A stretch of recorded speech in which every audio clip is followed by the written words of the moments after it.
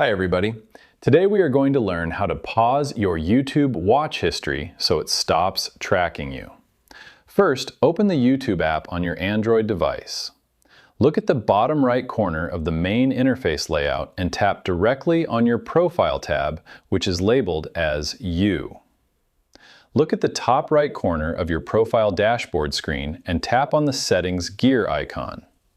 Scroll down through the Settings menu list and tap explicitly on the option labeled Manage All History. Choose your target Google account if prompted to load your centralized Google My Activity dashboard. Once the history layout page loads, look at the top left area right beneath the main page headers and tap on the option labeled Controls.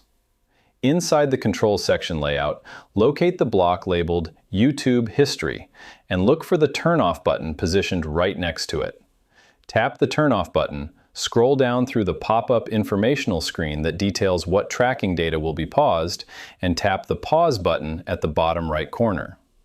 The system framework will instantly freeze your account's logging activity, blocking YouTube from recording any future video views or utilizing new watch metrics to alter your home feed recommendation loops.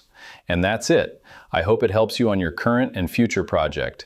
Thank you for watching.